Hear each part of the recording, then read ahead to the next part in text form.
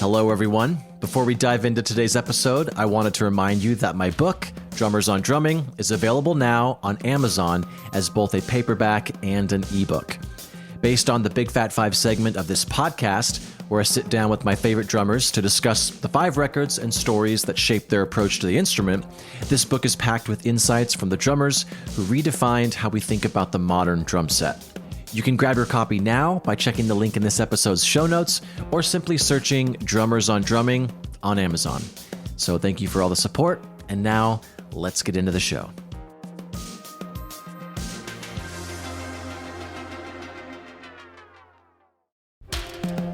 Well, so we can just hop into it. And sure. For people listening, I'm working on, a million projects, but there is a project in book form that I'm working on. And so I want to try out a bunch of maybe deeper questions than just the general drumming podcast questions. Don't get scared, Eric. It's not that big of a deal. I'm the guinea pig for today. Yeah, exactly.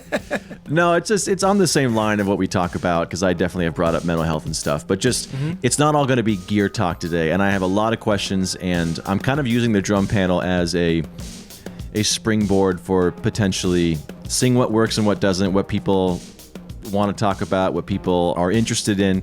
Because It's been fun. The drum panel has been I get the most feedback from drum panel episodes. So if you like this stuff, let me know. If not, tell me to only talk about drum stuff. I'm really only here for you, and I don't want to use every drummer as my therapist. So, we can figure it out along the way. So what's one belief? By the way, if I haven't said this in the intro, I'm back with my co-host. It's just me and Eric today. We had a guest kind of fall through, and then instead of rescheduling, let's just hang out. We haven't talked in a minute. Been too long. I know, dude. But first of all, how are you? Second of all, what's one belief about drumming early on that you no longer hold? I am good. Thank you for asking. How are you? I'm good. I'm about to leave for tour in a few days, and so that's also another reason why I couldn't really reschedule this. But a band called The Palms. I have a booking agent friend and asked me if I could fill in for a drummer that wasn't able to make the tour, and it's been fun. They're great dudes, opening up for Dope Lemon on the little West Coast run, and I'll probably be halfway through it by the time people listen to this episode. But check out The Palms music on Instagram and figure out where the hell we are.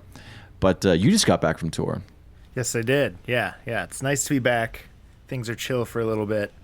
This is kind of off subject, but I've had this weird thing happen in the past 2 years where spring and fall have been slammed, and then summer I just have weird weekend spot dates here and there. I feel like I'm backwards from every touring musician, or maybe I'm just everyone's backup call and they're hitting me up for spring and fall. Yeah, I don't know. All I know is that for any working drummer that's listening, it seems like there's not a lot going on for a lot of people right now. So it's the fact that you're busy, man. I'm stoked for you. Well, and you as well. It's great. This has been the first year in a while that my main projects have been a little slower in writing records, and so I've been kind of playing with a lot of random people this year, and it's been fun. It's been scary because the scariest thing in the world, I think, it's never walking on stage to however many people. It's not anything you think it would be. It would just be, for me, it's that first time meeting the band, those first few measures when you actually have to play drums in front of them for the first time. I've been having to do a lot of that this year. It's so funny. I put together a list of questions for you today, and one of them was going to be what stresses you out the most about a gig, and you did it right there, unprompted. Well, thank you. Well, this is exciting. I'm happy to hear those questions. And yeah, I feel the older I get, the harder it is to retain new information. And I know it's the whole generic thing where it can't, teach an old dog new tricks. But I'm aware of it. I don't know if it's just because as I've gotten older, there's more going on in my head. But I find it so much harder these days to learn songs. Please tell me you feel the same as you've gotten older. Or do I have to go to the doctor? No, I feel the same way. Actually, you know what has helped me? I don't know if you do this. I have always been so resistant to charting out songs. I'm not resistant at all. I just know that my charting game is complete horseshit. Sure. Yeah. I mean, I think for me, I'm always really self-conscious about how I play when I'm reading, So I'm just I'll just skip out the middleman and just try and memorize it as much as possible. But lately I've found that charting things actually has been helping more Well, than when you chart things, because we were actually talking about this last week with Sterling Laws and Fred Eltringham, talking about, actually I'm not even sure if it made the episode because it was kind of in context of something we were talking about before we started recording. But we kind of started talking about charting and the Nashville number system and all that stuff, and to varying degrees that people write out what the hell they need to play. But how do you chart when you do? It depends. If I'm doing a recording session specifically and somebody sends me like scratch drums, I will write it out note for note, like proper Western notation. Wow. And get like really nerdy. Just because I know people get demoitis and they're like, oh, I really like the fill that I had. So at least, I can send them a take with all of their bases covered, and it's just like a real drummer playing what they programmed. And then I'll send, a couple variation takes. But like I have a gig this weekend that's a new artist that I'm working with, and it's more like a Nashville numbers thing. So generally what I'll do is I'll just write, verse, chorus, bridge, chorus, and then write anything that's different, So it'll be like, oh, there's a bonus measure here, or like, double chorus, whatever. I guess I'm kind of similar. If there's something specific about that verse, I'll put it in parentheses and I'll like write something like no hats till halfway or pause last measure, like just those like big things that kind of need to happen. But I've noticed that the one thing that because I was going to ask you, when you're learning songs, what's the first thing you key in on besides the overall arrangement? And for me, it's the kick patterns, because it's like, okay, I know it's a general halftime, or I know it's a general 2/4, so I know that. But the things that turn me on most about good bands, like Spoon is a great example. My bandmate John Siebels turned me on to them. The drummer is so good about each part has its own bass drum pattern, and I mean some of the songs just cruise, but he's really good about crafting a bass drum pattern. And as I get older, that is the thing that I love so much, when it's through composed and you can tell that there's a variation in the chorus and the verse, and in the second verse it goes back from the chorus, but there's a little bit of an addition to what they did in verse 1, and then the bridge is it's really cool. But when I'm learning songs, that's like the thing that I almost, some people see colors, some people see whatever. I see like a visual of a kick and what is going on in each section, which is probably why I don't learn songs that well. I mean, I would disagree with that theory. To me, I am like actively aware of how much this is a problem for me, is I don't pay enough attention to kick patterns. The fact that you're diving in on kick patterns, it's such like a hyper specific thing to dial in on that band members really appreciate. Well, I think that's why I do it, is because that's me kind of maybe overachieving and letting them know that like, hey, I really did learn this song. So if I don't play the fill right, just know I did do the homework, It's like my silent way to manipulate them. But that's why I do it, is because I know, maybe because in LA I deal with a lot of producers and whatnot, that that's a really big thing for them. It's huge. Also crashes, because a lot of the music I play is not just like pure rock. It's more pop rock production, and again, producers really focus on kick patterns and really focus on when to do a crash cymbal. And usually it's never going back into a verse, which, speaking of John Siebels, my bandmate in Eve 6, when I first joined, that was a big thing, and I credit that to him, But he was very anal about that do not crash going back into the verse, which I always did. Sure. Yeah. Because you need to go back down. But it's one of those things. Crash at the start of every section, and then you have to unlearn it. Well, for me, it was crash on every 2 of every bar, because I grew up listening to Lars and Travis. Right. Beat 2. I thought you meant every 2 measures. I see. Oh, no. Well, that too. Let's not. I'm aggressively not saying I didn't do that either. But then, I mean, you listen to "Smells Like Teen Spirit." The intro to that, boom, bagat, oh yeah, boom. It's like it literally is every measure. So yeah. And I totally botched that little me mouthing that beat. I can play that beat. I know the bass drum pattern of that beat. Yeah, the kick pattern was perfect. Exactly. If nothing else. But Nirvana is a great example of, if you actually learn those songs, he's playing way less bass drums than what I want to play, or when I see other drummers play Nirvana, he's Totally. he's like 75% less of what people think, or 75% of what people think. There you go. That's so true. You know, it's funny. I'm so anti learning covers note for note. Whether I'm playing with playing covers for whatever situation, except for anything Dave Grohl's played drums on and like Rush songs. Somehow Dave Grohl has just he writes the perfect drum parts, and it's just, I should add the Beatles to that list. Obviously there's a few that I'm leaving out, but I just mean in terms of if I'm teaching a song to a student, I'll give them leeway and grace on fill moments in any given song. But if you're gonna play No One Knows by Queens of the Stone Age, every fill has to be exactly what it is on the record. Yeah, I mean, songs like that go back to, at what point does the drummer deserve songwriting credit? Because nothing against Josh and the whole crew, obviously, but that song specifically, the drums are so important. That's good.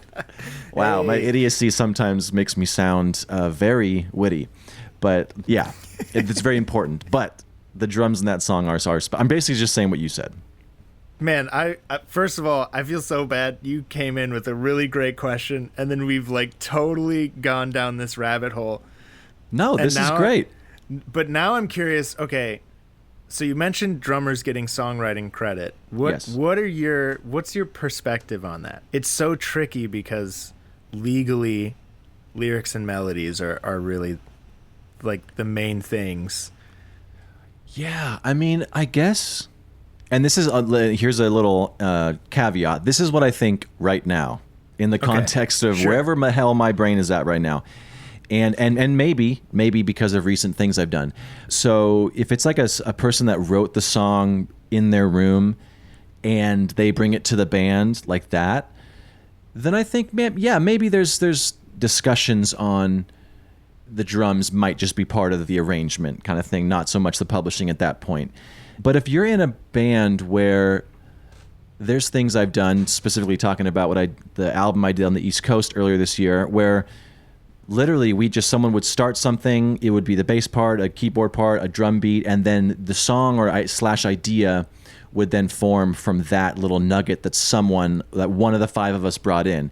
And at that point, I think the drums are just as important as anything else for the creation of that moment in the room. Yeah, I don't know. So I guess those are the two scenarios where if you're brought in after the chords and the melody and the rhythm of the melody and stuff has already kind of been formulated, then yeah, maybe not split it. But there's sometimes a drum fill will inform what a lyric wants to do rhythmically, or maybe subconsciously if you're, basically what I'm saying is, if you're in the room, there's always energy, not to get all meta, but there's always energy that's changing and shifting from each person.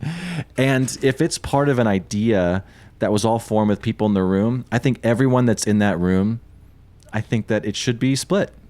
But then again, next week, I might become a guitar player and then not want to give the drummer anything. So I don't know. What do you think? No, I honestly, I have the exact same perspective. If you bring a certain vibe to anything that changes the atmosphere in the room, then who's to say what inspired what at the end of the day? It could have been your fill, it could have not been your fill, but you'll never truly know. So to me, it's I feel like it's always just good karmic energy as well, to, if it's a bunch of people in a room, to just hey, we're in this together, let's split it. But I get the sentiment too of, hey, this is my song. I'm bringing the heart of it to the table. I guess it's I don't know. It's tricky. It's so tricky. While you were talking, I was trying to look for this little quote I wrote down for myself. I'll just paraphrase it. It was basically when you get burnt out and you don't want to work as hard, and then when you relax, you feel like I'm worthless because I'm not working that hard, especially in this kind of business we're working in. And the phrase was, it's not about effort, it's about outcome, And so again, that's not the phrase. But I think I've talked about it on the podcast before, where say it was Ryan Holiday was talking about this, about he's a kind of the modern stoicism. He brought that whole theory back to the world, and he was talking about how sometimes he'll be working on a book and he'll be just painstakingly analyzing this chapter, this like 30-page chapter or something, and rewriting it and reformatting it and just thinking that that's going to make such a big difference, and he'll spend weeks on it. And then another time he'll have the title of a chapter and he changes the word ours to theirs or something, just like the tiniest little tweak of the title of the chapter. And then that completely opens up the chapter in a way that makes it so beautiful. And so he just talks about how we need to get out of this mindset of the more I'm involved hour-wise in something, that's the impact it has. And so when it comes to drummers, there's a point to this. When it comes to working on a song, even if, say, the lead singer and the drummer go to their studio for like half an hour, it's like, hey man, I kind of have this idea, I just kind of want to hash it out with you. And then they work on it for like 15 minutes, and then 2 weeks later, the guy brings back the song, and there's a few of the elements that were in that room that are in the song now that he spent the last 2 weeks on. And so it's like, but what if something the drummer did in that room that day is the reason the song is what it is? So just because he didn't work on it, or she didn't work on it, you know what I mean? So it's exactly. It's so hard to, like, at what point does effort mean how much publishing you have on a song? 100%. This is actually probably a terrible example because it's all Phil Collins, but like, let's pretend for a second that there was another drummer that wrote the fill for In the Air Tonight, you know? Sure, yes. So, you know, you do the whole song, everything's there, and you're like, yeah, I want it to get big for this big outro thing. And then the drummer comes in and he's like, what if we did this? And that's the only thing that he contributes. Like, are we really going to sit there and be like, yeah, but you didn't write the lyrics and the melodies and the, you know, the chord structure or whatever. But at the end of the day, like, that's the moment, you know? Oh, I think if anyone doesn't agree with that argument, yeah, have you heard the song though? That's my first question. Yeah, I mean, at what point did drums not become music? Sure, it's you can have the song. Jokes. Yeah. What? Yeah. At what point? Because I mean, yes, you could play the song without the drums, sure, but then an amazing drummer, it's been on the podcast, a friend of mine, Jake Reed, has released songs where he's playing jazz songs just on the drum set. I forget the name of it. I'm sorry, Jake, but it's like a double drum album.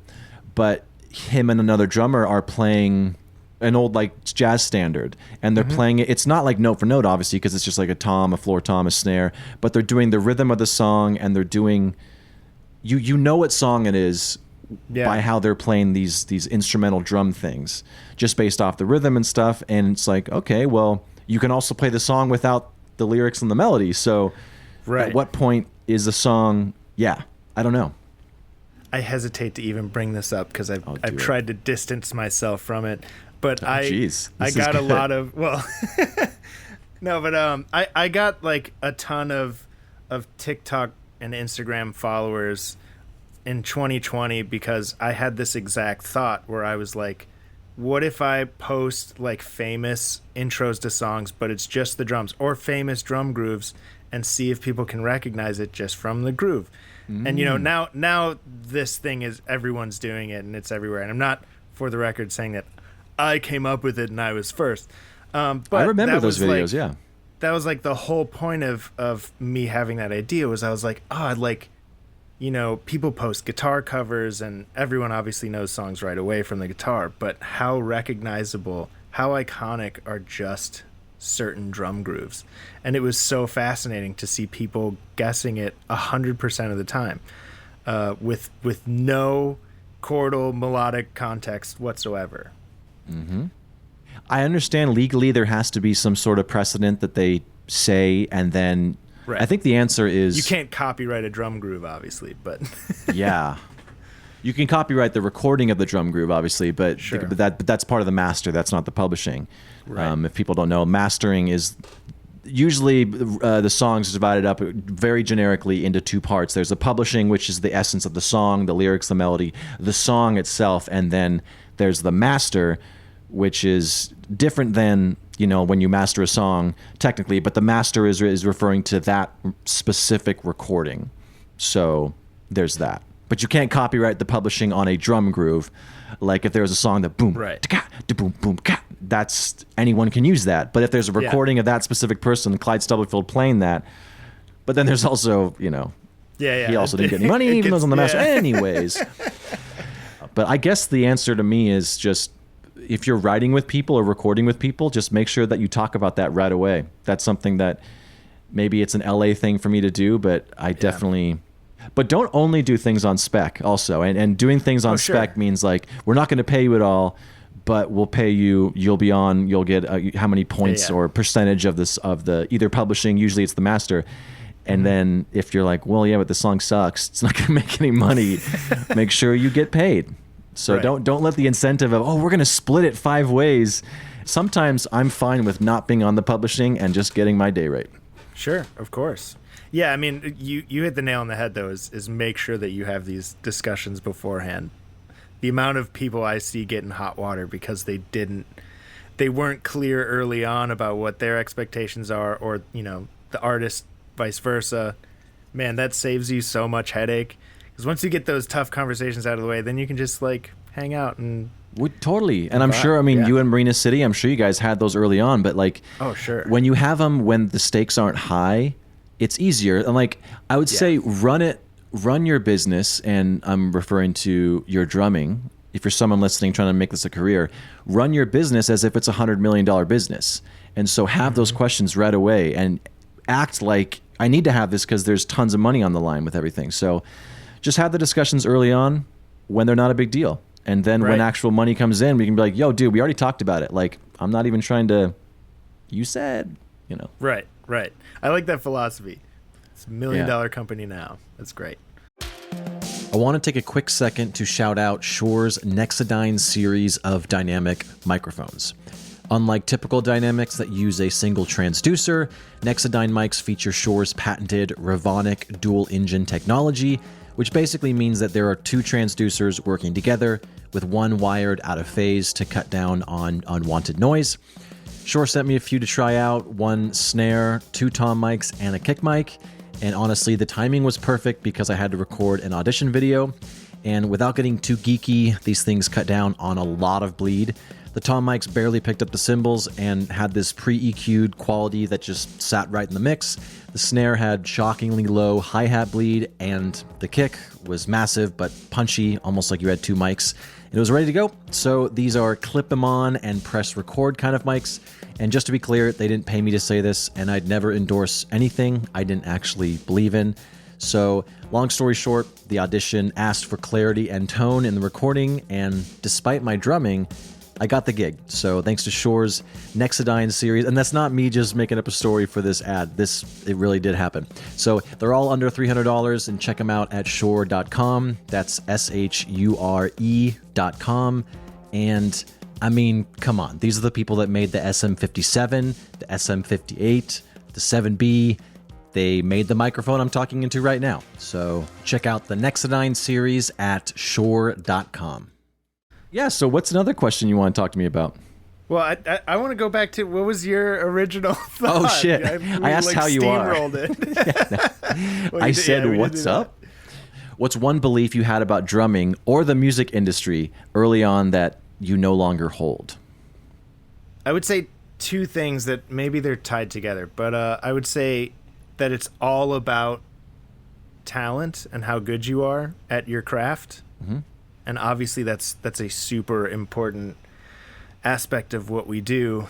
But, you know, part of me wishes I went outside and touched grass every now and then and learned how to talk to people. But yeah, I would say that's generally, that's probably the biggest thing, is obviously do work hard on your craft, but yeah, I mean, developing those outside things about how to manage your business, how to talk to people, how to support your local scene, how to get involved in your local scene. That stuff is arguably more important. Yeah. And then I guess I had a second thought, which we might be dipping into controversial stuff, but... Ooh, I like this. I used to kind of believe the stigma about the music industry and it being really inaccessible and only so and so amount of people get to be musicians, and you know, And I kind of stopped believing that after a certain point. And I think that if we view music as any other career, with the validity of any other career, there's so many opportunities within the music industry where you can sustain yourself and have an honest living. Obviously only a small percentage of musicians, quote unquote, make it, quote unquote, but there's so much in between.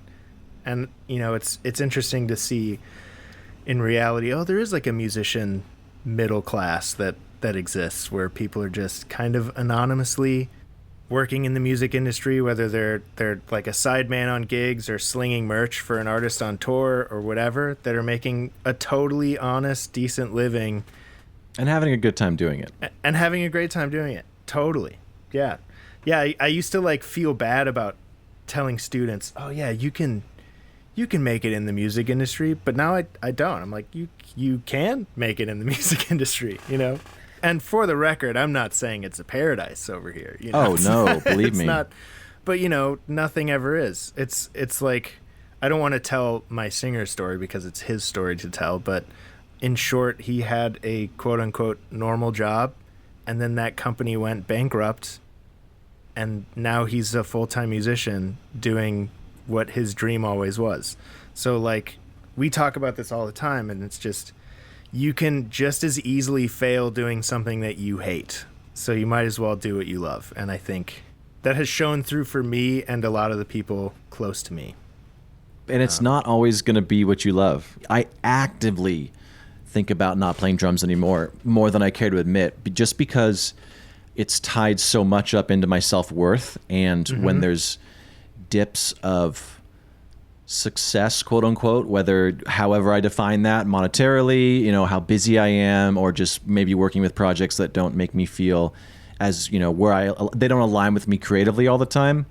I mean, it's tough. I look at my drum set and I get really mad at it. Like it's a friend that's let me down. And, but yeah, I think I just made the decision a while ago that I've spent so much time going back to what you were saying. There's so many avenues within the music industry that you can be successful at.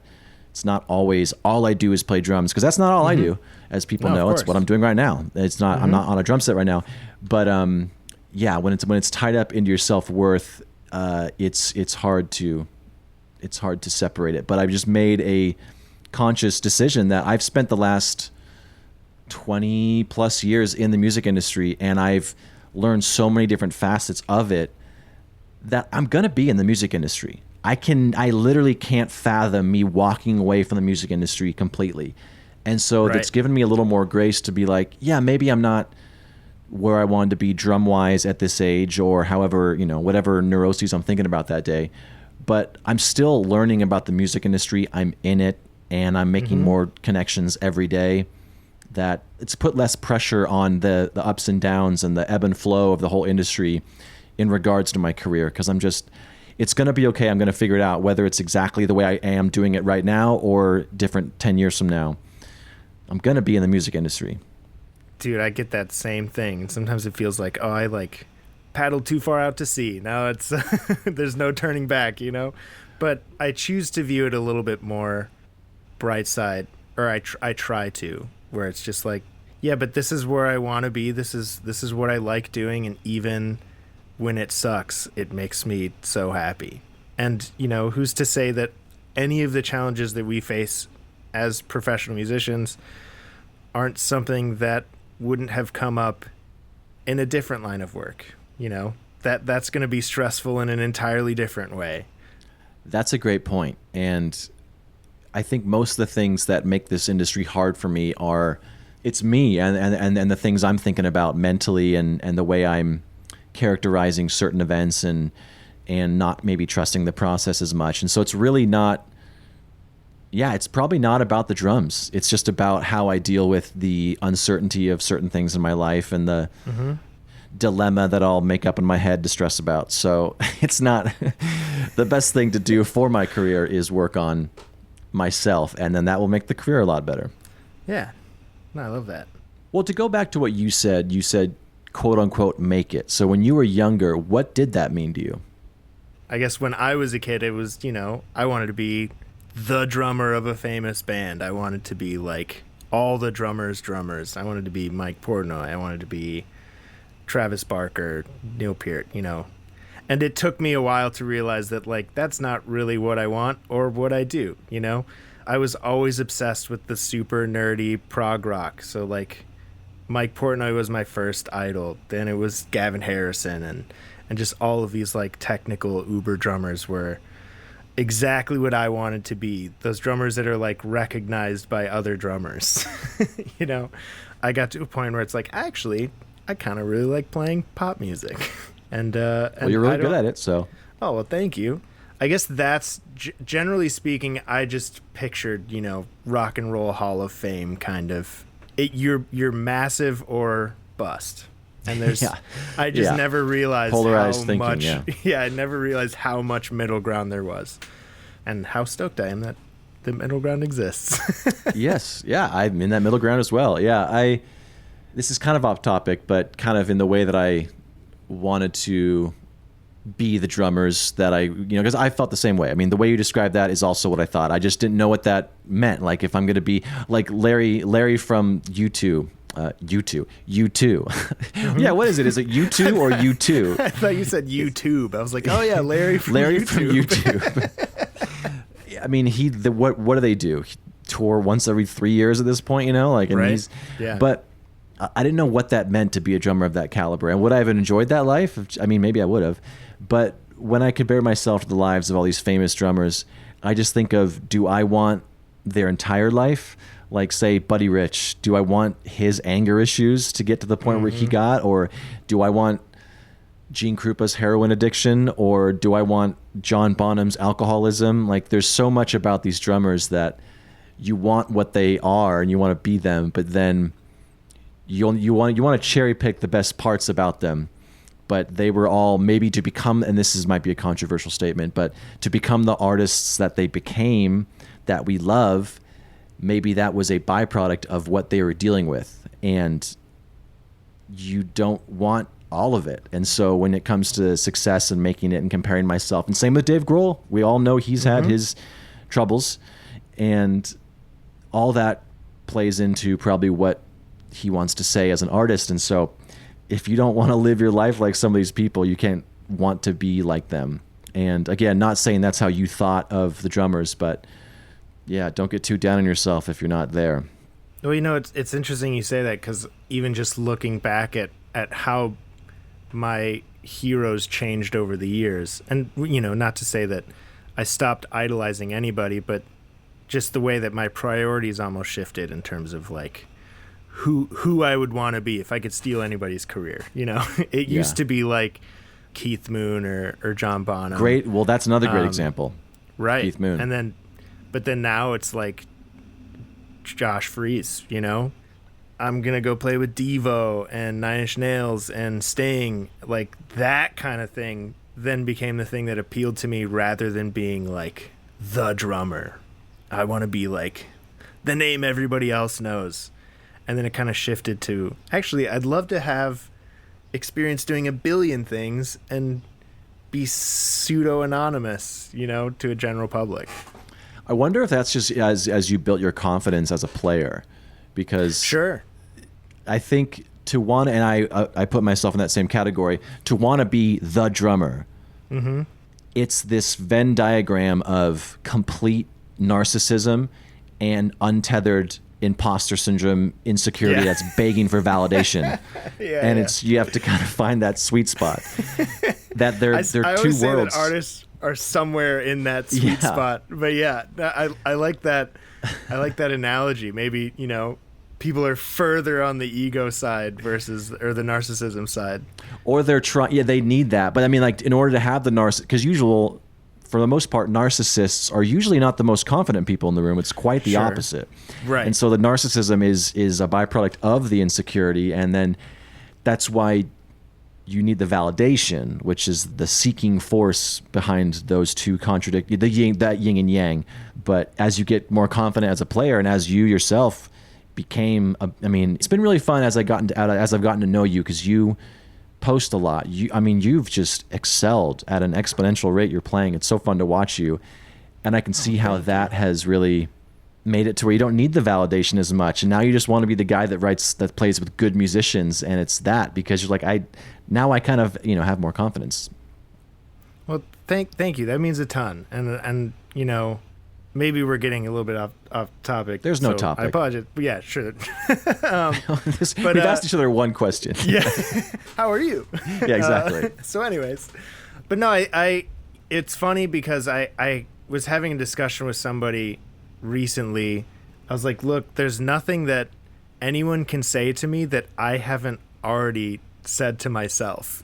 Oh, yeah. Like, I am my own worst critic. You can tell me, oh man, you're hitting your drums too hard. Trust me, I've said that to myself a billion times. Oh, you kind of drag there. Don't I know it? Yeah. Like, there's nothing. Get in line, buddy. Yeah, but I think you're right. When you get that sort of that criticism, or sometimes like unwanted criticism from people, or even if you're worried about it, like taking that step back and being like, but part of what drives me is that I give that criticism to myself. I have the desire to want to be better, so I am like on myself more than anybody else will ever be about how to make this the best it can possibly be. How do you balance that? And maybe the answer is I don't, because that's the answer for me. But how do you balance that confidence to keep pushing yourself and showing people? Because you posting, even just the simple act of you posting your drum videos. I mean, when was the last time I posted a drum video? I just get nervous. I love playing in songs. I love sitting in a song, and I'm not a drummer that is good at just showing off by themselves. Not that you're showing off, but you're teaching people and instructing people. You break down your fills and stuff, and it's awesome. But I mean, that confidence, but then also the humility to be like, to acknowledge that I know what I need to work on. And the imposter syndrome I get sometimes is I know all the things that I'm bad at, that I work on when I'm in my practice spot, that unless you're walking by my spot at my lockout, then they also hear me working on those. But they don't know who I am. But those are the only people that hear what I'm working on. And so when people compliment me, or I have any sort of level of confidence because I'm like, oh, I just played this show, or the band was happy because I showed up all prepared, but they didn't see all the shit, the 99% of the stuff that I'm bad at. And so when people compliment me, it's just like, well, you don't know. Right. But so how do you balance the confidence to show people what you're working on, and then also the humility to be like, yeah, there's so much I need to work on? Oh man, I mean, I don't know. Like you said, I don't know that I balance it. Yeah, I mean, to me, the thing about going into any artistic venture is that there's no finish point. There's not a point where you're just like, I'm done. So what drives you is the desire to be better. The fact that you can look at your playing and be like, oh, I'm not there yet, even though you'd probably show a video of your playing to, your 10, 15, 20-year-old self, and they'd be like, I'm there, I've done it. I don't know. Sometimes I think my singles were better when I was younger. But, I wonder about that too, but it's like you might just not have had the awareness that you do now. Maybe you didn't have the ability to self-critique the same way when you were younger, so maybe you weren't aware. It's like, okay, maybe your singles were faster, but they weren't dynamically consistent.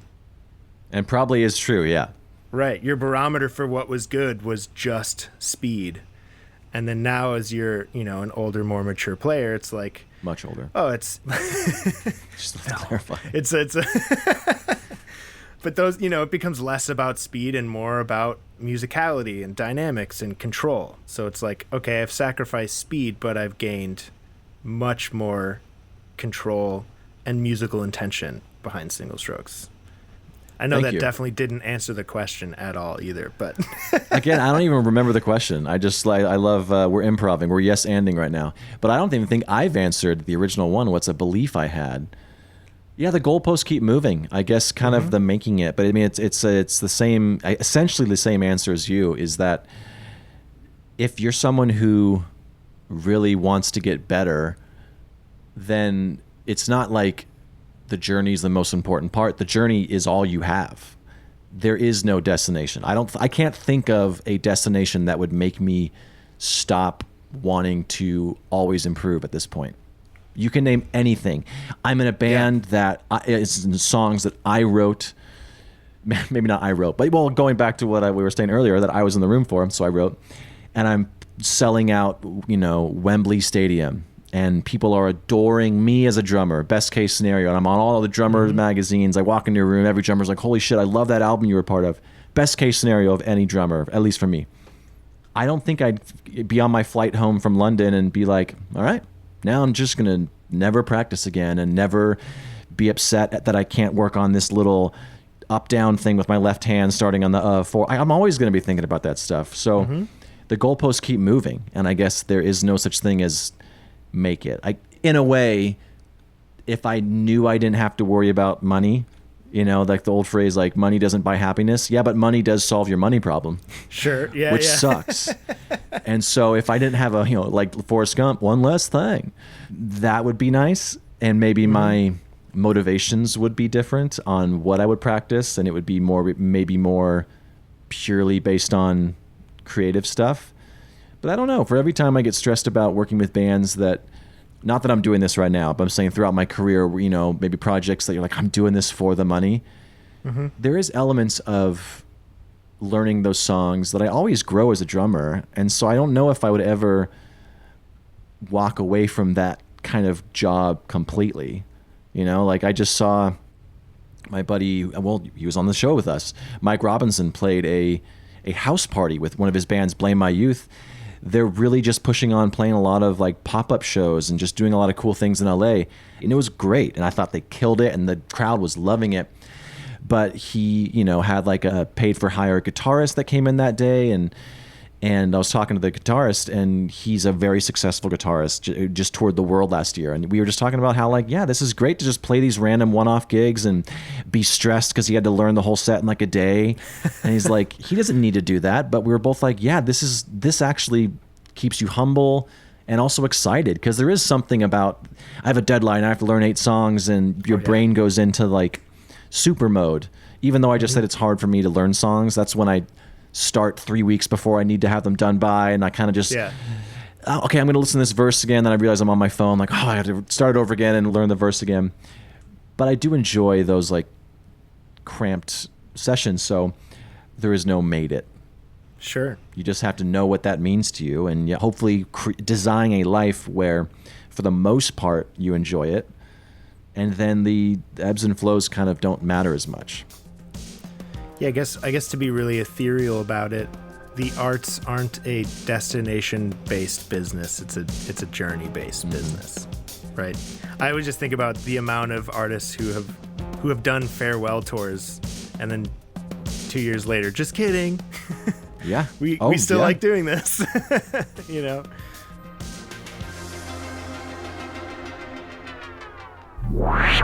And that's the show. If you're listening on a platform that allows ratings and reviews, do that. It helps more people find the show, so it'll get bigger and better, and hopefully I'll have a chance to sell out one day. But you'll be an OG listener that can brag to all your friends. Anyways, why don't you go and check us out at bigfatsnaredrum.com and follow us on all the socials. Just search for Big Fat Snare Drum and you will find us. The show is edited in part using Isotope RX Audio Editor. It's amazing, so go check that out at isotope.com. And thanks again to Gunnar Olsen for the theme music. Bye!